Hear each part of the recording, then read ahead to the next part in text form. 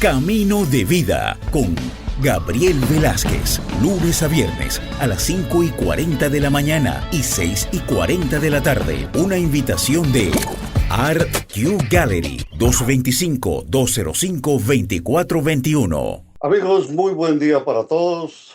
Un saludo cordial y el deseo para que juntos podamos conocer el mensaje de nuestro Dios eterno. Hablaremos del arresto de Jesús. ¿Cómo fue la confabulación para que Jesús, Dios, fuese apresado y empezara allí el Calvario hacia su crucifixión? Miraremos también cómo el libro de Hechos nos enseña a que debemos tener el valor de la gracia de Dios, porque eso nos es dado por Jesucristo. En todo momento tenemos la esperanza de que algo va a suceder en nuestras vidas. Y cuando tenemos una promesa como la que Jesús nos dejó, podemos estar siempre seguros de que algún día esa promesa será tan real que la estaremos viviendo, porque esa fue su voluntad.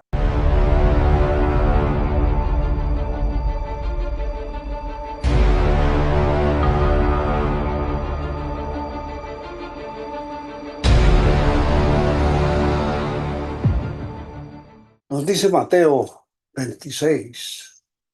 Mientras todavía hablaba, vino Judas, uno de los 12, y con él mucha gente con espadas y palos de parte de los principales sacerdotes y de los ancianos del pueblo. Y el que le entregaba les había dado señal diciendo: al que yo besare, ese es, prendedme. Y enseguida se acercó a Jesús y dijo: salve, maestro, y le besó. Y Jesús le dijo: amigo, ¿a qué vienes? Entonces se acercaron y echaron mano a Jesús y le prendieron. Pero uno de los que estaba con Jesús, extendiendo la mano, sacó su espada e hiriendo a un siervo del sumo sacerdote, le quitó la oreja. Entonces Jesús le dijo: vuelve tu espada a su lugar, porque todos los que tomen espada, a espada perecerán. ¿Acaso piensas que no puedo ahora orar a mi Padre y que Él no me daría más de 12 legiones de ángeles? Pero ¿cómo entonces se cumplirían las escrituras de que es necesario que así se haga? En aquella hora dijo Jesús a la gente: como contra un ladrón habéis salido con espadas y con palos para prenderme. Cada día me sentaba con vosotros enseñando en el templo y no me prendisteis. Mas todo esto sucede para que se cumplan las escrituras de los profetas. Entonces todos los discípulos, dejándole, huyeron. El arresto de Jesús es uno de los eventos más dramáticos camino hacia su crucifixión. En este pasaje se ve la traición de Judas, la respuesta de los discípulos y la sumisión de Jesús al plan de Dios. Encontramos que mientras Jesús aún estaba hablando con sus discípulos, Judas, uno de los 12, llega con una multitud de hombres armados y allí, habiendo sido enviado por los sacerdotes, simboliza el rechazo oficial de las autoridades religiosas hacia lo que Jesús predicaba. Aunque habían estado, siempre buscaron la manera de arrestarlo en secreto, porque temían la reacción del pueblo.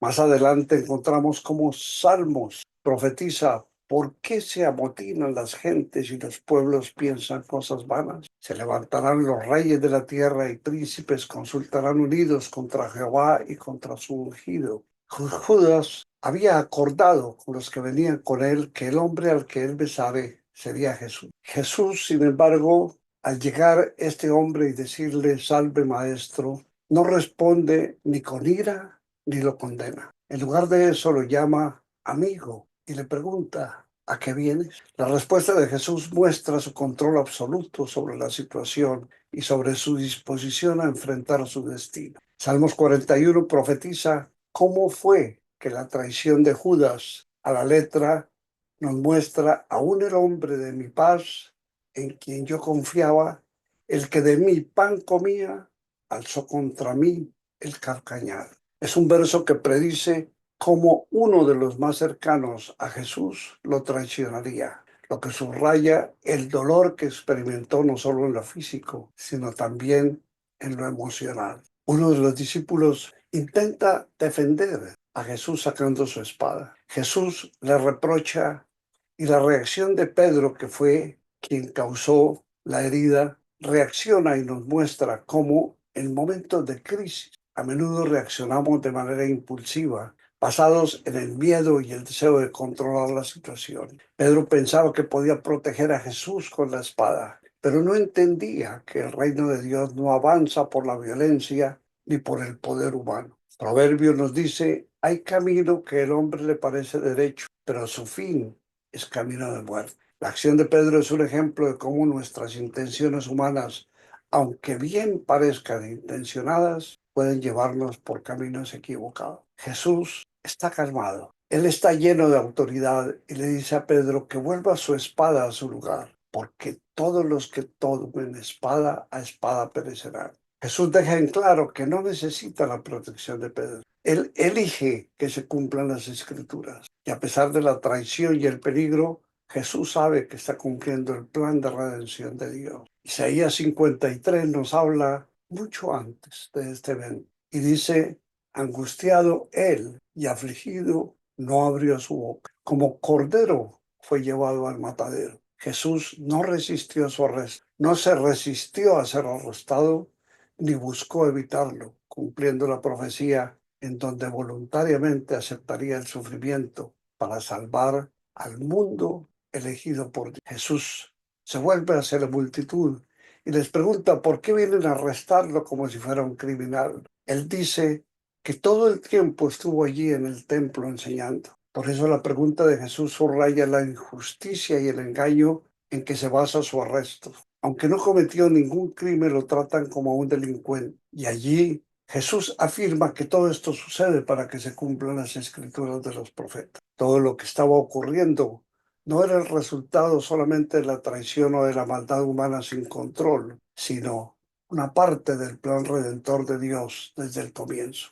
Por la traición de Judas, el arresto y el sufrimiento de Jesús fueron predichos por los profetas y son un paso esencial en el plan de la salvación. En el final, los discípulos que antes habían prometido lealtad huyen. Su huida simboliza la fragilidad humana y cómo a menudo nuestra fe flaquea en momentos de crisis. Pero también es un recordatorio de que Jesús enfrentó su destino solo, como el cordero que llevaría los pecados del mundo y nos tomaría para sanarnos y salvar. La respuesta de Jesús a Pedro nos enseña que el reino de Dios no se avanza por la fuerza o por la violencia. En Romanos, Pablo nos dice, no os venguéis vosotros mismos, amados míos, sino dejad lugar a la ira de Dios. Jesús nos muestra que debemos dejar que Dios sea nuestro defensor. A pesar de los eventos caóticos, Jesús nunca pierde de vista que todo está sucediendo según el plan de Dios. Y por eso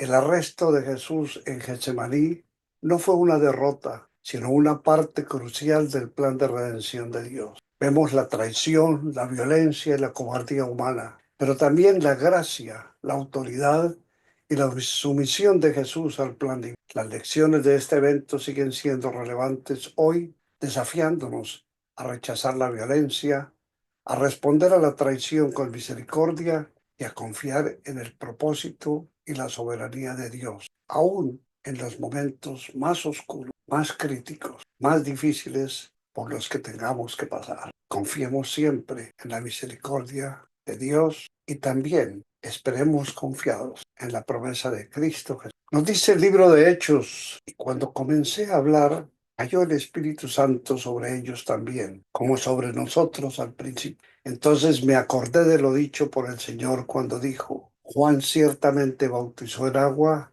mas vosotros seréis bautizados en el Espíritu Santo. Miramos cómo la divina gracia que Dios nos ha dado en su palabra y en su voluntad está dirigida hacia quienes somos salvos en la majestad divina. Es el regalo prodigioso y purificador con el que nos renueva su promesa y nos hace estar en la esperanza de una resurrección para que podamos acompañarle en su morada eterna. Cuando nuestros primeros hermanos en Jesús le fue dada la potestad de tener el nombre de su Salvador, como lo fue Jesús para ellos, inmediatamente después de su ascensión a los cielos, como Dios, habiendo sido Dios en la tierra también, a nosotros nos ha dado por el bautismo que él predicó, primero con Juan y luego con su palabra para ser dada a la humanidad salvada por el tesoro de su verdad en el corazón y alma. El Espíritu vivo de Dios es el que ilumina nuestras vidas. De Jesús nació la salvación y solo de Él puede venir para quienes Él tenga en su libro de la vida. La pasión de Cristo no fue en vano y en su nombre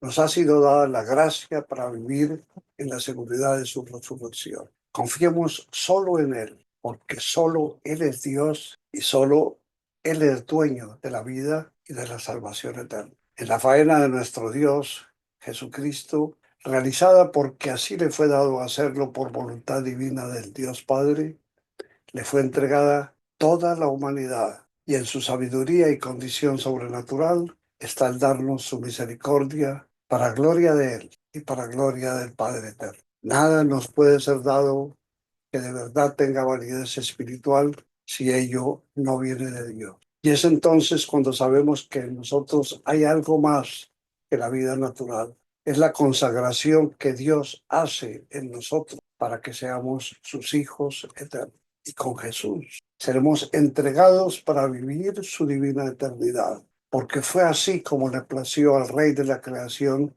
y al Dios de la eternidad. En Él todo es verdad y es perfecto. Nuestra vida, que es de Jesús Dios y no es nuestra, ha nacido para la transformación, porque ello es bondad y clemencia, y somos acreedores al regalo de la gracia soberana de nuestro Señor Dios Salvador, porque así le plació, porque ese fue su gusto y porque esa fue su determinación. Solo Dios controla el universo. Solo Dios es quien rige los destinos de cada uno de los seres humanos. Solo Dios es el dueño de toda la creación. Cuando no te haga difícil perdonar, cuando no se te haga difícil perdonar, piensa cuántas veces Dios te ha perdonado. Algo que a veces se nos olvida. Siempre pedimos para nosotros, pero cuando la humanidad y nuestro prójimo pide algo de nosotros, siempre nos negamos. Siempre estamos rechazándolo. Siempre estamos cohibiéndonos de darlo y de ofrecerlo. Cuando se te haga difícil perdonar, piensa cuántas veces Dios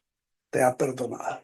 Gracias te damos, Señor Padre eterno, porque solo fue tu voluntad y tu deseo el que nos colmó de vida sobrenatural en Jesucristo, tu Hijo, en cuyo nombre oramos. Amén. Amigos míos, muchas gracias por estar con nosotros, gracias por acompañarnos todos los días con su presencia en su programa Camino de Vida. Gracias por sus oraciones y también pedimos que nos colaboren con sus donaciones para que podamos continuar en el ministerio de Camino de Vida. Si usted desea hacerlo, puede llamarnos al 225-205-2421. Muchas gracias. Esperamos que en todo instante podamos contar con su presencia y esperamos que nos acompañen mañana aquí en este programa. Dios los bendiga. Gracias. Buen día para todos. Camino de Vida. Compartimos sentimientos que nos acercan a Dios. Con Gabriel Velázquez, ministro cristiano, escritor, coach y licenciado en comunicaciones. Lunes a viernes a las 5:40 de la mañana y 6:40 de la tarde. Para toda la familia. Cultivamos valores y principios morales y espirituales para toda la eternidad. Camino de Vida. Una invitación de Art Q Gallery. 225-205-2421.